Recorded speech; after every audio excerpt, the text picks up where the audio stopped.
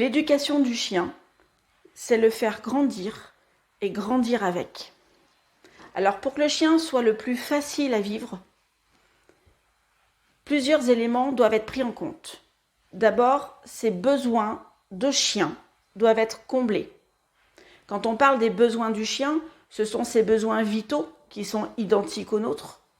Ce sont aussi ses besoins instinctifs de renifler, de pourchasser. Il y a également le besoin de sécurité. Tout être vivant va rechercher naturellement la sécurité.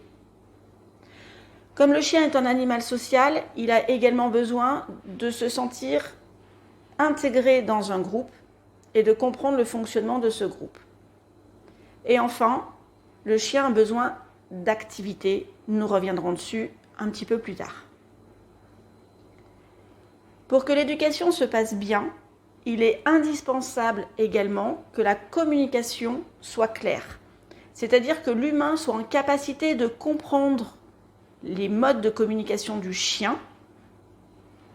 Par exemple, un chien qui plaque un petit peu ses oreilles, qui rentre un peu sa tête dans le cou et puis qui évite de vous regarder, n'est pas un chien qui se sent coupable, c'est juste un chien qui communique son malaise du moment et qui cherche à apaiser la situation.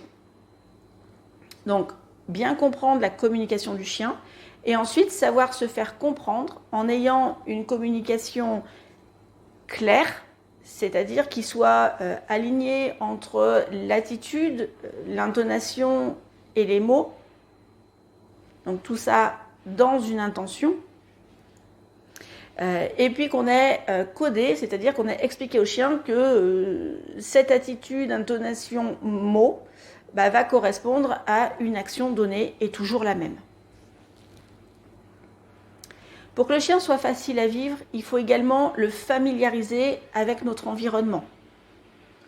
L'environnement familial, l'environnement extérieur, parce que le chien ne va pas vivre toute sa vie dans la maison. Il va côtoyer des humains de tous âges. Il va côtoyer d'autres animaux. Et donc, il faut familiariser le chien avec tout cet environnement de manière à ce qu'il puisse apprivoiser ses émotions et les gérer le plus sereinement possible. Enfin, le chien a besoin de bien comprendre la structure relationnelle dans laquelle il vit. Donc, ça, c'est essentiel dans n'importe quel groupe. Si vous allez dans une équipe sportive, si vous regardez une équipe sportive, il y a une structure relationnelle qui est mise en place. Dans une équipe professionnelle, c'est de la même façon. Tout groupe va se structurer et si la structure est stable, claire, mise en place de manière bienveillante, chaque individu va trouver sa place et pourra fonctionner au mieux dans ce groupe-là.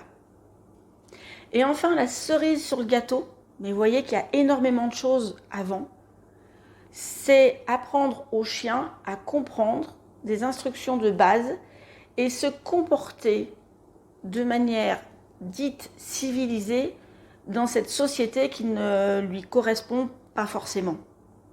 Déjà, elle ne correspond pas toujours à nous, mais le chien, c'est encore pire. Donc finalement, éduquer, c'est faire grandir le chien et lui apprendre à se